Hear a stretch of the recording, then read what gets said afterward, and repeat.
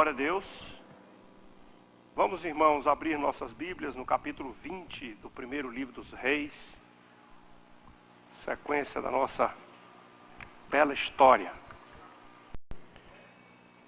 Ao acompanhar a história de Acabe, rei de Israel, nós temos algumas lições interessantes. Nós já percebemos desde as aulas primeiras que Acabe não foi muito de andar com o Senhor. Ele preferiu seguir a vista dos seus olhos, adorar os deuses de sua esposa Jezabel, atacou os profetas, combateu a palavra de Deus. Entretanto, o Senhor Deus sempre faz questão de dar oportunidades a todos. Aquela demanda que teve no Monte Carmelo com Elias, nas últimas lições, fez com que Acabe tomasse conhecimento de que Deus é o único Deus. Ainda que o seu coração oscilasse, mas ele viu toda a nação de Israel se prostrar, dizendo, só o Senhor é Deus.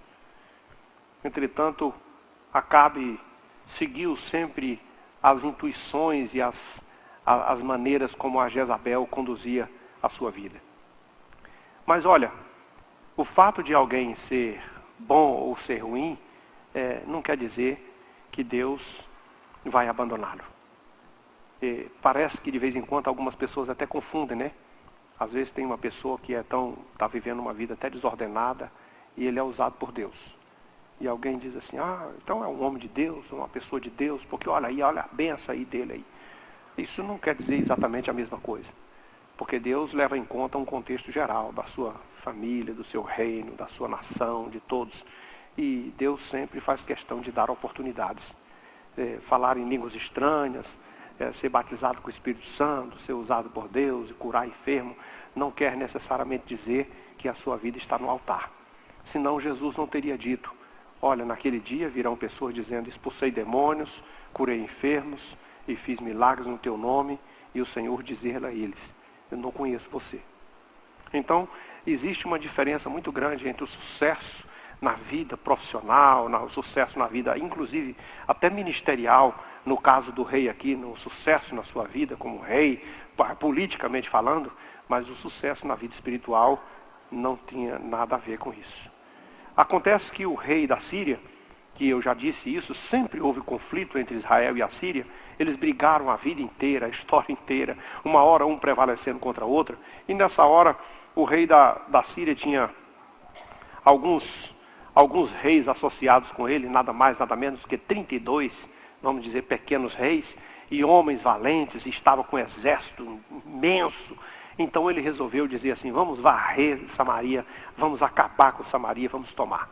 E mandou um recado bem desaforado, né? Sitiou a cidade, cercou com seus reis, e disse que os seus servos fossem até o rei Acabe, e dissesse assim, teu ouro é meu, tua prata é minha, e o pior de tudo, tuas mulheres são minhas, e teus filhos são meus. E Acabe estava se sentindo, vamos dizer assim, desencorajado para a batalha. Então ele disse, sim, seja feita a sua vontade. Eu sou teu e o que eu tenho também é teu. Mas você sabe que foi muito fácil para o rei da Síria ouvir essa história? Parece que ele queria mais. Eu fico pensando como fizeram aqueles homens com aquela turma de Saul, na época de Saul, que pediu o olho direito de cada um. Eles querem humilhar o máximo que pode. Então eles voltou a dizer, olha, realmente eu mandei dizer para você que você tinha que me entregar o ouro e a prata, e as mulheres e os filhos, mas eu pensei melhor. Amanhã, nessas horas, meus homens estarão aí. E eles vão vasculhar a tua casa e a casa dos teus oficiais e meter a mão em tudo que é agradável aos teus olhos. Em outras palavras, o rei não queria só possessões. Ele queria humilhar. Ele queria pisotear. Ele estava se sentindo poderoso. E ele conseguiu, porque ele afrontou de tal maneira o rei Acabe, que ele ficou, vamos dizer assim, se eu não ia lutar porque sabia que não tinha vantagens, porque eles eram muitos, mas agora vou lutar nem que seja para morrer, né? Chamou os seus oficiais, os seus anciãos, e disse, olha, não é possível, vocês viram, eu cedi, mas mesmo assim ele não quer. E então ele resolveu enfrentar a batalha. Então não vamos aceitar isso. E vou dizer para ele, olha, tudo bem, você pediu o primeiro pedido, eu aceito. Esse agora não tem como eu aceitar. E o rei da Síria fez exatamente como fez Senaqueribe naquela época, dizendo assim, olha, não tem chance para você. Amanhã o pó de Samaria não vai caber na mão dos homens que me seguem. Vou transformar ela num punhado de terra. Eu vou acabar com ela. E aí Deus aparece por meio de seu profeta ao rei Acabe. E diga-se de passagem, um rei que não estava andando certinho com o Senhor. E diz, eu vou mostrar mais uma vez que eu sou o Senhor. E vou te dar a vitória sobre esse povo. Vou entregar todos eles nas suas mãos. E como? Como vai fazer isso? E então ele disse, pelos príncipes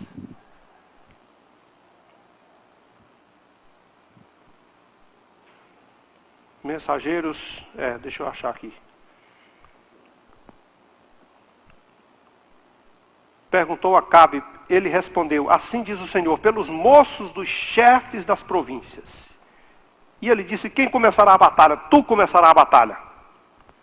Então ele contou os moços. Eram 232 moços e 7.000 soldados. É um número pequeno. Você pode ver que para enfrentar um exército com 32 reis e vários outros povos, e com uma nação, uma multidão tremenda. Mas ele diz, mas não tenha medo. Pode tomar conta disso. O rei da Síria estava lá bebendo com seus homens, tirando vantagem e contando casos. Mandou alguns observadores, os observadores trouxeram as informações, já saíram uns homens lá de Israel, ele disse, pegue eles vivos. Ele pensou, vamos aqui, vamos humilhar, vamos pisar neles aqui. Olha, se eles vierem para a guerra, peguem vivo. E se eles vierem em paz, peguem vivo a si mesmo. Quero eles vivos. O texto não diz isso, mas suponho que ele quisesse, quem sabe, torturar, humilhar, ou fazer algumas coisas bem terríveis com eles, para o rei ficar ainda mais intimidado.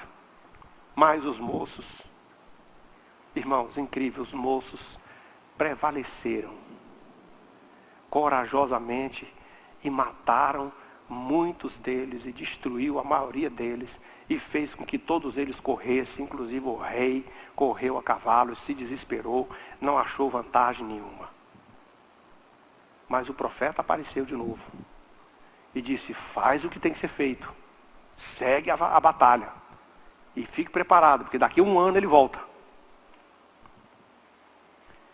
Um ano é um tempo suficiente para ele se reconstituir, para ele se armar, montar novas estratégias e preparar um outro exército e enfrentar. E qual foi a análise do rei da Síria, Ben-Hadad? Eu ouvi falar que esse Deus de Israel é Deus dos montes. Então, talvez ele tenha visto os históricos, né, de Abraão, dos patriarcas, dos homens de Deus nas montanhas, buscando o Senhor. Quem sabe ele tenha lido um pouco da história de Abraão, visto alguma coisa. Esse Deus é o Deus dos montes. E aí nós pelejamos com eles nos montes, nós perdemos a batalha. Mas se nós formos lutar com ele nas planícies, com certeza nós venceremos. Porque nós tínhamos, eles devem ter imaginado, nós tínhamos muito mais gente, nós éramos muito mais fortes. Só perdemos porque ele é Deus dos montes. E nós poderíamos ter, nos descuidamos dessa estratégia. Vamos nos armar de novo. Vamos nos preparar. E agora com o mesmo tanto de soldado e agora com carros e cavaleiros, um exército forte. E vamos enfrentar eles no plano, na planície. Eles não têm chance para nós. Mas Deus estava ali.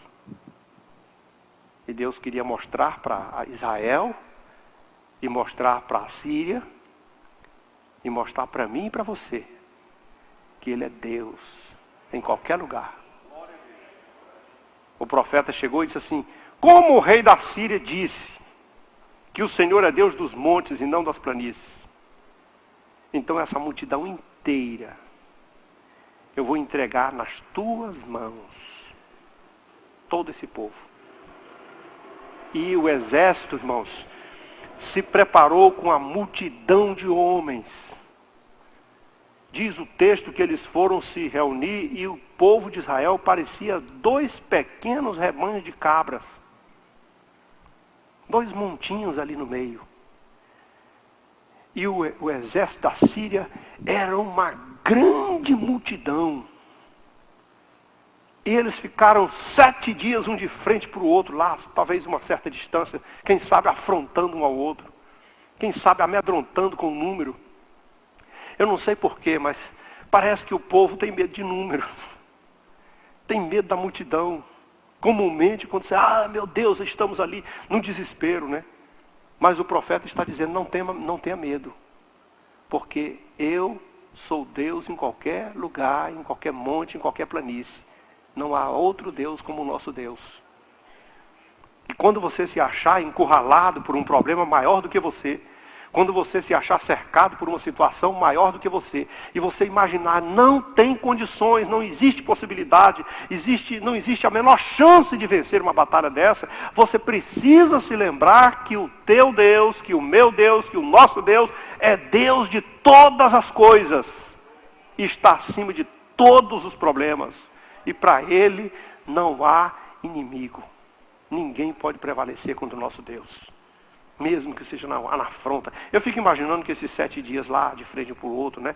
Você se lembra lá, por exemplo, da guerra dos filisteus, quando no tempo de Golias, o período que eles não estavam guerreando, havia de certa forma uma guerra, né? Não estavam trocando espadas e não se degladiando, mas estavam tocando farpas e se agredindo verbalmente e tentando colocar pressão psicológica em cima do adversário e pisando, né? O Golias, por exemplo, fazia um assombro aterrorizando para fazer com que o povo tivesse medo. Como fazia um exército grande como aquele, como fez Senaqueribe dizendo, não existe Deus nesse planeta que tenha salvo suas terras das minhas mãos, meu exército é muito poderoso.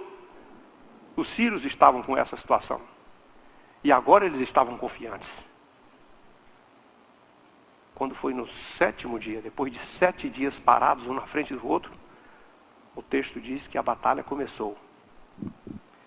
Irmãos, olha, veja só, os 2 rebanhos de cabras, os 2 montinhos de pessoas que estavam lá reunidos em grupos tão pequenos que dava para ver, se você tivesse uma vista aérea, por exemplo, talvez você pudesse imaginar na sua mente, porque o texto está sugerindo que Israel tinha 2 montinhos de pessoas aqui, de soldados, num canto lá da mata, enquanto que os sírios estavam com um exército sem tamanho do outro lado.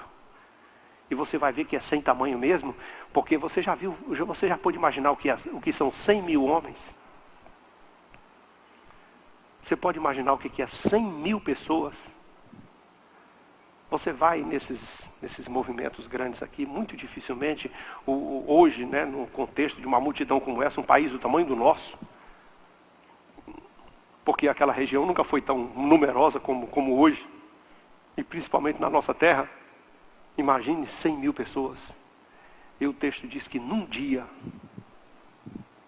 só, os 2 montinhos de cabras mataram 100.000 homens.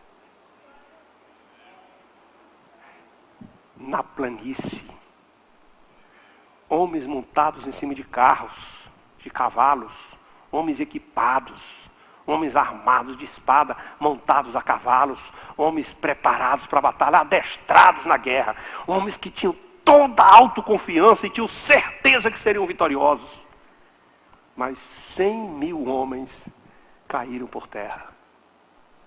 E o texto diz que os outros que fugiram, numa cerca de 27.000, os muros caíram por cima dele. E eles morreram. Tem hora que eu fico me imaginando, às vezes eu fico associando essa questão das guerras. Eu vou me lembrar, por exemplo, vou lembrar a vocês que nós passamos recentemente por aqui, daquela guerra de Absalão com Davi. Porque Davi era um número pequeno. E provavelmente tenham seguido a Davi pouco mais do que aqueles homens que já eram seus tradicionais seguidores. Os 300 ou 400 homens e mais alguns dos seus adeptos. Não eram numerosos como o rei Absalão, quando trouxe aquela multidão e entrou naquele bosque furioso, com fome e sede de vitória. Mas eles foram derrotados. E a Bíblia diz que naquele dia o bosque matou mais do que a espada. Correndo pelo meio das matas, homens treinados, homens acostumados a guerrear, homens que seguiam o exército de Davi, correndo pelo meio das matas, o bosque, os tocos de pau, as árvores, sei lá o que aparece lá no meio, as armadilhas, o bosque matou mais do que a espada. Quando Deus quer vencer uma batalha, Ele usa o que Ele quer, do jeito que Ele quer. Não precisa você se preocupar. Você pode imaginar, por exemplo, a batalha de Gideão, que tinha só 300 homens, e mais de 100 mil homens do outro lado, e Deus disse para Gideão, olha, faz assim, assim, e Gideão pegou o seu cântaro de barro e disse assim, faça exatamente o que eu fizer, vou quebrar o cântaro, levantar a tocha, tocar a buzina e ficar bem quietinho no nosso lugar, porque nós não vamos pelejar. É o Senhor quem vai pelejar, a guerra é dele. E aí então, os homens se mataram de noite, levantaram assustados com aquele barulho das trombetas tocando e vaso quebrando. Eles pensaram que era um exército numeroso que vinha sobre eles e atacaram uns aos outros pensando que estava atacando os inimigos e morreram. Deus não precisa, irmãos, Deus usa você, é um privilégio, você e eu sermos usados por Deus. Em qualquer situação que você se encontrar, se Deus usar você e usar a mim, é um privilégio nosso. Mas você precisa saber de uma coisa. Se você não quiser ser usado por Deus, Deus usa o que Ele quer.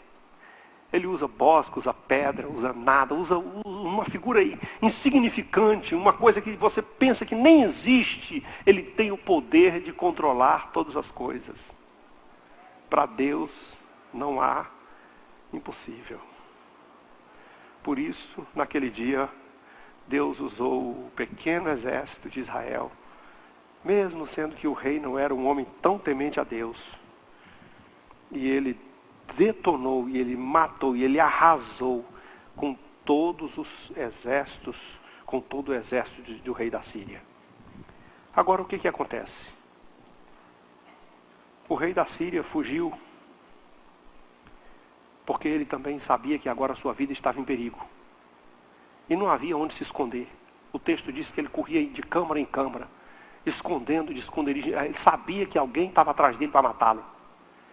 De repente, um dos seus servos deu uma ideia. Alguém que já conhecia o modo de ser do povo de Israel. Olha, dizem que os reis de Israel são reis clementes. Você vai fazer o seguinte, você vai se humilhar. Se veste de saco, coberto de cinza, e vai lá e se humilha para ele, e quem sabe ele vai poupar a sua vida. E o rei acatou a ideia. Cobriu-se de cinza e vestes, e disse, oh, tem compaixão, tem misericórdia, poupe a minha vida. E o rei Acabe, não sei, talvez fosse uma vaidade, uma forma como Saul fez, ou como outro. Tá bom, né? Sou bonzinho mesmo, vou ser misericordioso. Meu irmão, chamou de meu irmão, e os homens já aproveitaram e disseram assim, teu irmão Ben-Hadad.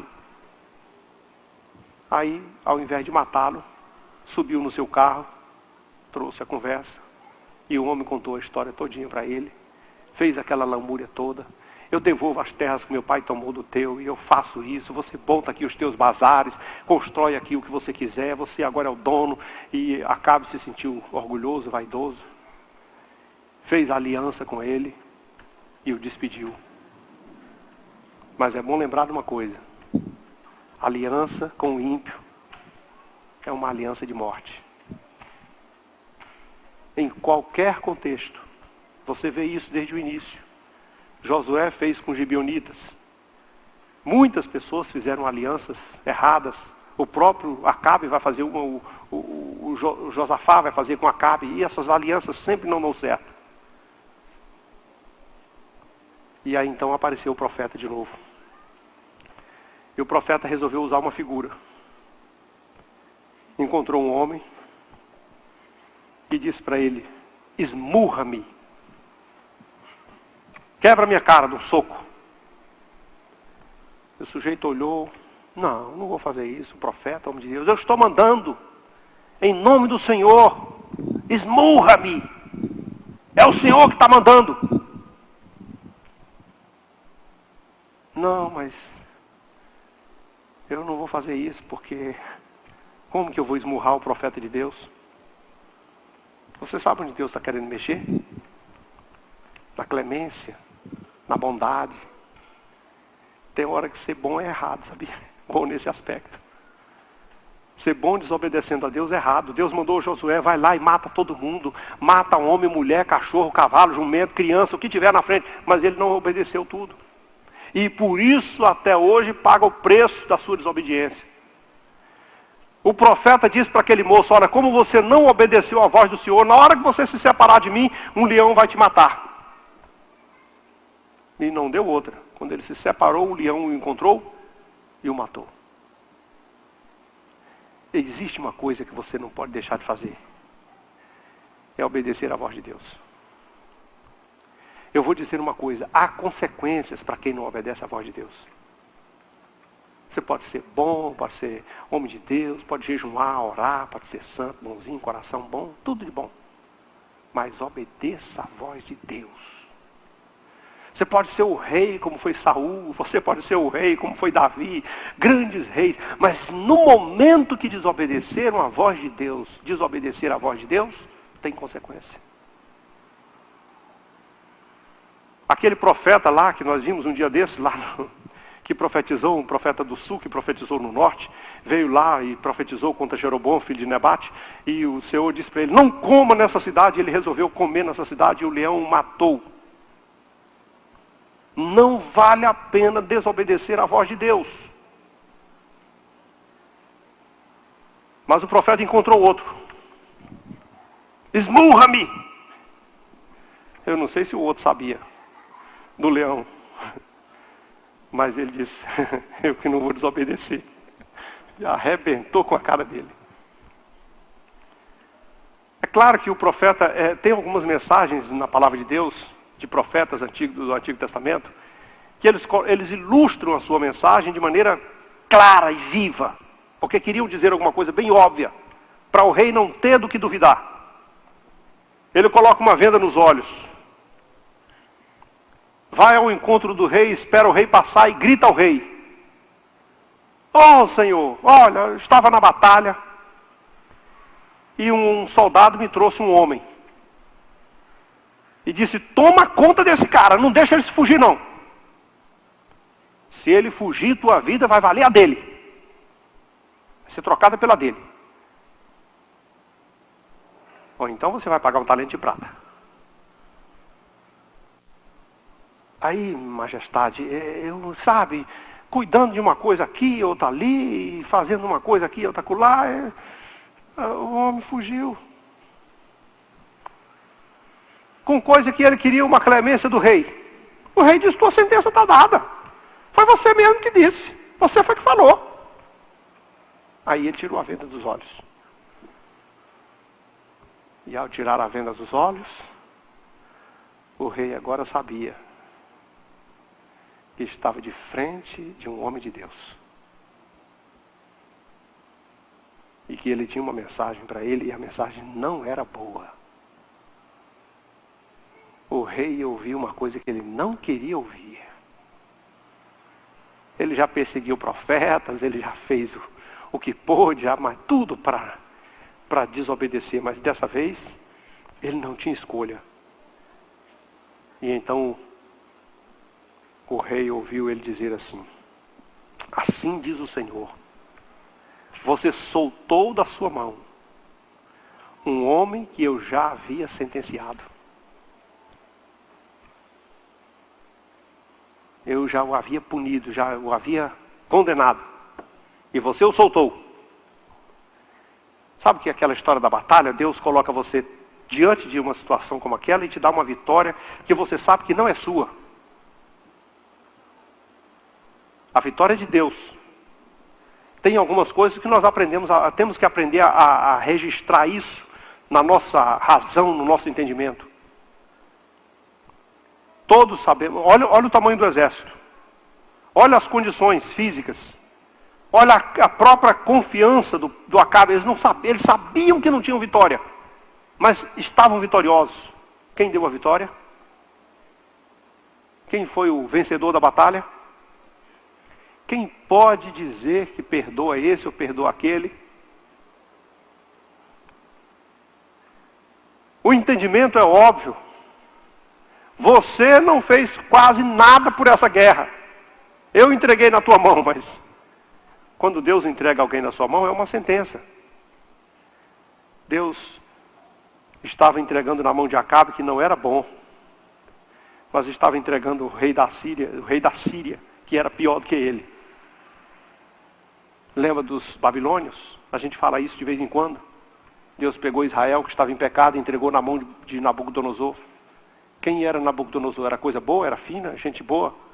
Não, era coisa ruim. Mas Deus disse assim, mas eu vou usar Nabucodonosor, meu servo, para punir Israel por causa do seu pecado. É Deus quem governa tudo.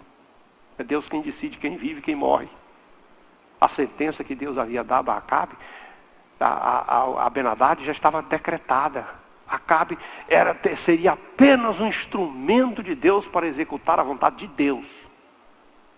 Mas ele resolveu ser bom ao seu próprio gosto. E o que Deus disse para ele foi o seguinte: agora a tua vida será em lugar da vida dele. E o teu povo será no lugar do povo dele. Eu vou traduzir para um velho comentário que as pessoas costumam dizer. Um adágio popular: quem tem pena do coitadinho, vai para o lugar dele. Coitadinho do bichinho. Então vai lá, assume o lugar dele. Essa é a missão. Então o rei Acabe foi para sua casa desgostoso, indignado. Pelo menos uma coisa é certa, ele sabia que tinha errado. Pelo menos uma coisa é certa, ele sabia que Deus o havia confrontado por ele desobedecer à voz do Criador. Que lições você tira daqui para você, de tudo isso que você ouviu hoje? A primeira é que não vale a pena a arrogância. A arrogância precede a ruína. E foi o que Acabe usou para derrotar o rei da Síria. Cuidado. Pega leve. Vai devagar. Quem conta a vitória antes, pode não dar certo como está pensando. Tem toda a certeza que vai ganhar, mas a guerra ainda não aconteceu. Tudo pode acontecer. Então a humildade é fundamental. E o que Deus está nos dizendo é que a nossa forma de vencer grandes batalhas é humilhado aos pés do Senhor. Mas nós temos aqui grandes lições de obediência, irmãos, em todos os aspectos. Tem algumas coisas que nós erramos, a vida de Acabe não era uma vida bem pautada na palavra de Deus. Mas tem aquelas coisas básicas que você não pode desobedecer. Está fundamental que você obedeça. Tá? Uma coisa que Deus deixa claro para você, às vezes não é nem uma coisa genérica, porque quando você peca numa coisa que é genérica, mas Deus falar diretamente com você, instruções diretas, expressivas, e você desobedecer a sua voz. A desobediência. Mas temos uma lição da confiança. Que o Senhor sempre está dando condições de você vencer, e não importa se você está debaixo de uma situação, vamos dizer assim, desprivilegiada, se você está numa condição que não leva vantagem alguma, se é no monte ou se é no vale, se é no escuro ou se é no claro, se é de dia ou se é de noite, não interessa. Josué estava contra o sol, a favor do sol. Quando o sol virou contra ele, ele disse: pare o sol. E ficou a favor dele. Deus é Deus de vitória para aqueles que nele confiam. Para aqueles que nele confiam. E quando Deus te der uma ordem, faça tudo para obedecer ao pé da letra. Arrisca. Porque Ele é Deus que cobra dos seus a fidelidade. Amém? Vamos orar ao Senhor.